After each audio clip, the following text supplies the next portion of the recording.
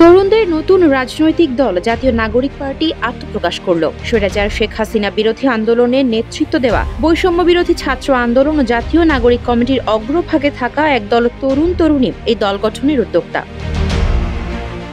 শুক্রবার বিকেলে রাজধানীর মানিক মিয়া অ্যাভিনিউয়ে এক অনুষ্ঠান থেকে দলটি আত্মপ্রকাশ করে।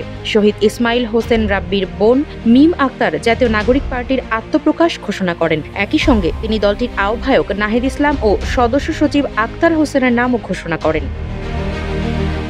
এর আগে বিকেলে রাজধানীর মানিক মিয়া অ্যাভিনিউয়ে জাতীয় নাগরিক পার্টির আত্মপ্রকাশ অনুষ্ঠানে বক্তব্য রাখেন হাসনাত আব্দুল্লাহ। তিনি এই নতুন দলে দক্ষিণাঞ্চলের মুখ্য সংগঠকের দায়িত্ব পাচ্ছেন। হাসনাত আব্দুল্লাহ বলেন, বাংলাদেশে দীর্ঘ সময় ধরে বিভাজনের রাজনীতি জিইয়ে রাখা হয়েছে। বিভাজনের এই রাজনীতির ঊর্ধ্বে উঠে তারা একতার রাজনীতি করবেন।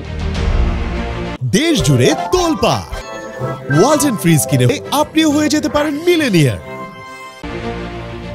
হাসনাত বলেন, দীর্ঘ ১.৫ দশক আওয়ামী জাহিলিয়াতের শাসনের পর আজ মুক্ত হয়েছেন তারা। দীর্ঘ ১.৫ দশক দেশে ছিল বিচারহীনতার সংস্কৃতি। ভারতীয় আগ্রাসনে বিডিআর সদস্যদের হত্যা করা হয়েছে। শাপলা চত্বরে রাতের অন্ধকারে জেনোসাইড চালানো হয়েছে।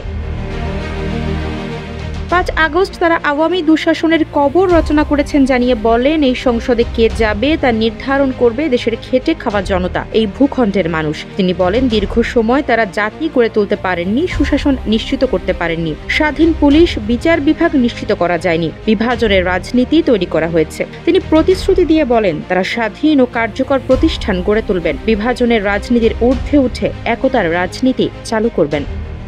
আফসারা নাজ, নিউজ ডেস্ক, ইত্তেফাক।